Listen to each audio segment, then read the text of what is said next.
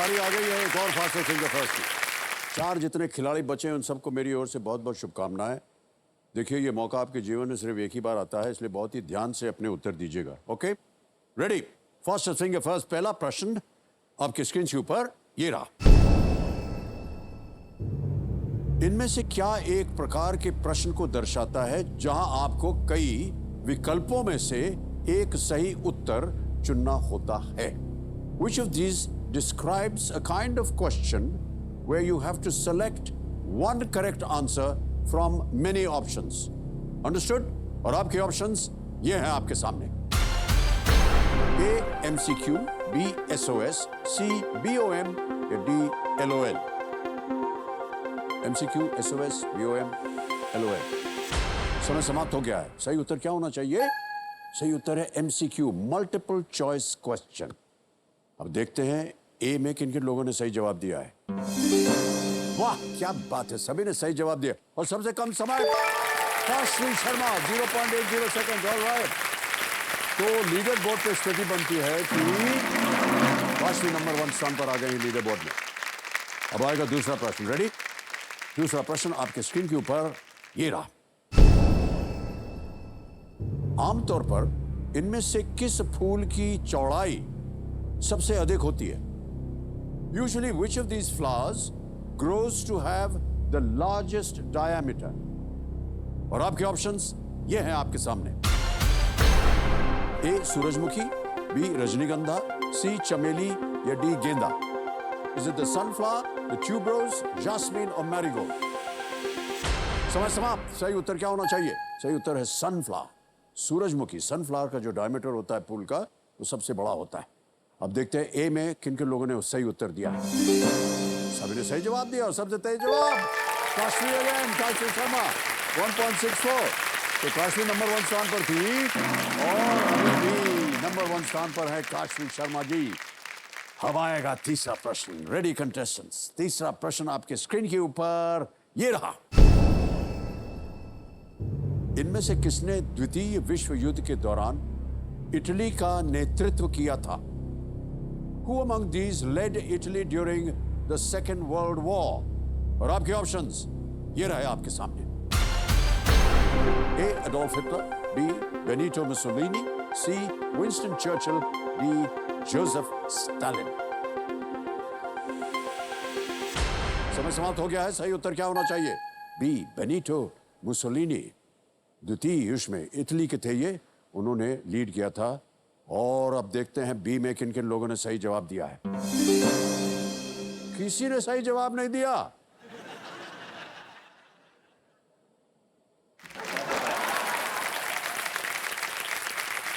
तो leader board पे स्थिति बनती है कि काशवी जीत गई। काशवी।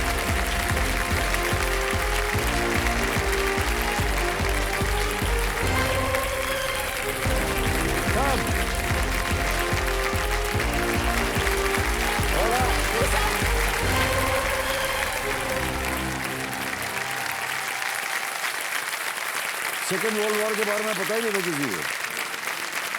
तो देखिए समझो हमारे सामने काशवी शर्मा जी आ गई हैं। ये 9वीं कक्षा में पढ़ रहे हैं, 9th स्टैंडर्ड में पढ़ रही हैं। इंदौर मध्य प्रदेश से आ रही हैं। कंपेनियन के रूप में आप किसे लाई हैं? आपने शायद माता पिता को लाई हैं आप साथ में? सर पापा को, दादी को और बुआ। ओह, पापा को और दादी को और बुआ को भी लाए हैं। बहुत बहुत स्वागत आप तीनों का हमारे इस कार्यक्रम में। एक हमने रिपोर्ट कार्ड में चीज देखी थी आपकी कि आपको रिडल्स बहुत पसंद है।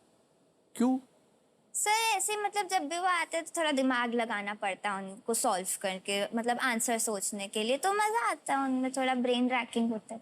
सर मेरे पास भी आपके लिए रिडल्स हैं। तो आप क्या पूछेंगे अभी हमसे? हाँ सर। अच्छा, आसान से पूछिएगा ताकि हम क्या है, जनता के सामने बैठे ना, बुरा नहीं लगना चाहिए और सब लोग देख भी रहे हैं। हाँ आप लोग हैं ना? हाँ थैंक यू। अच्छा लिख के लाई हैं? हाँ सर। भगवान बचाए। तो सर आपकी पहली रिडल है कि ऐसी कौन सी चीज है जिसे आगे से भगवान ने बनाया है और पीछे से इंसान ने? आगे से भगवान ने बनाया है और पीछे से इंसान ने। समझ गया। हाँ जी सर। घोड़ा गाड़ी बैलगाड़ी। या बैलगाड़ी? Very good sir. हाँ।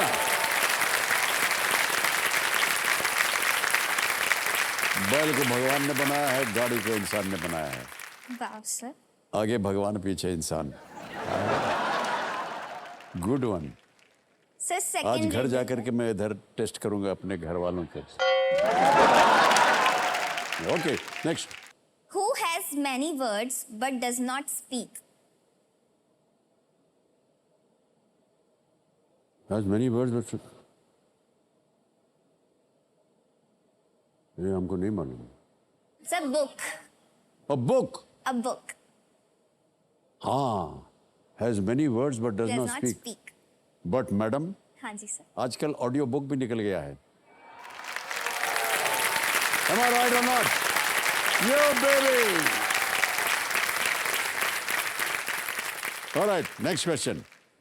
सर यदि 5 खरगोश 5 मिनट में 5 सेब खाते हैं तो 10 खरगोश 10 मिनट में कितने सेब खाएंगे? 5 खरगोश 5 मिनट में 5 खाते हैं तो 10 20 खाएंगे। हाँ हाँ सही है। सही है, ये सारी बच्चा जरूरत है। सर कैसे? हैं? लॉजिक। लॉजिक तो ये है कि 10 और 10 20 होते हैं और क्या।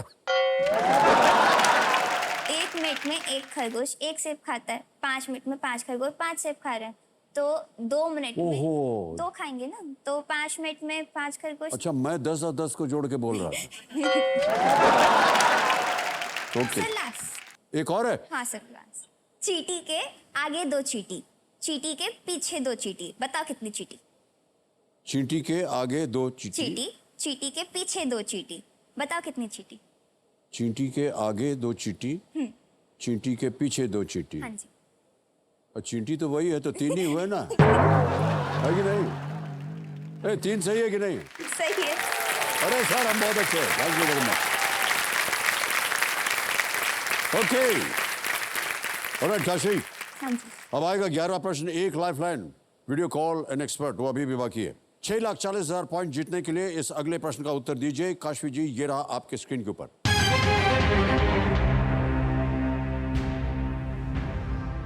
इनमें से कौन सा शब्द मुगल अधिकारियों को दिए जाने वाले भूमि अनुदान से संबंधित है, जिसका राजस्व वो रख सकते थे?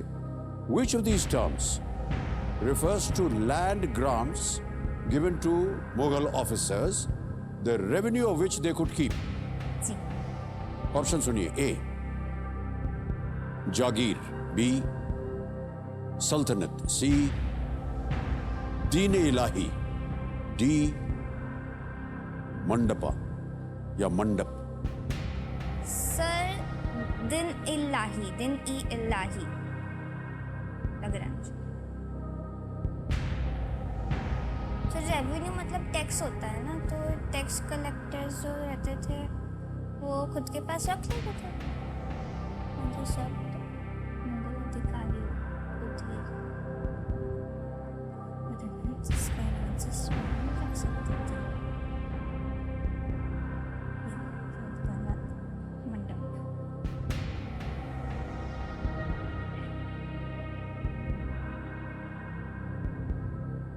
लैंड ग्रांट की बात हो रही है, हाँ सर। और अगर आप श्योर ना हो तो आपके पास अभी भी एक बची हुई लाइफलाइन।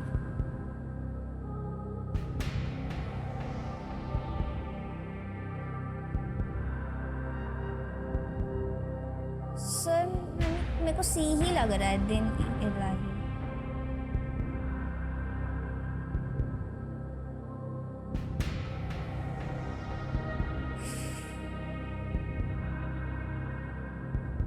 Sir lifeline. लाइफलाइन लेंगी? ऑलराइट, आखिरी lifeline, video call the expert लेना चाह रहे हैं काशवी जी, इसको अंकित कर दिया जाए। और हमारे जो एक्सपर्ट हैं कर्नल वेम्बू शंकर जी, प्रकट होइए हमारे सामने और मदद कीजिए काशवी की।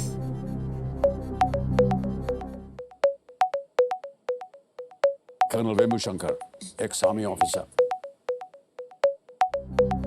कर्नल कर्नल साहब नमस्कार एक बार फिर और स्वागत आपका हमारे कार्यक्रम में। पहले मत जाए कर्नल रजनीशंकर जी के लिए।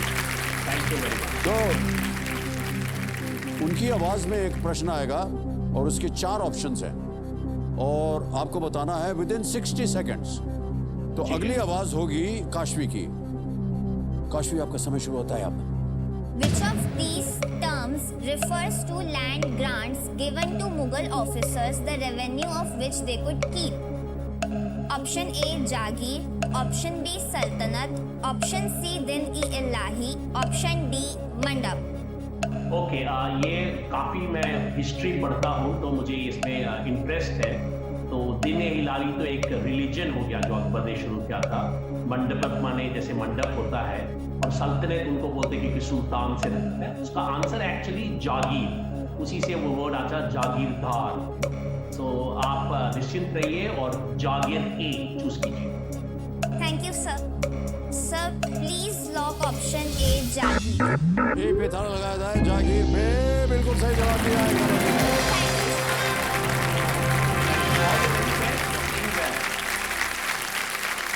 जिसे ये जागीर दी जाती थी उसे जागीरदार कहते थे, जो कर्नल साहब ने बताया अभी। ये दिल्ली सल्तनत के समय से शुरू की गई प्रथा थी जो मुगल साम्राज्य के समाप्त होने के बाद भी ये अभी तक जारी रही। जागीरदार।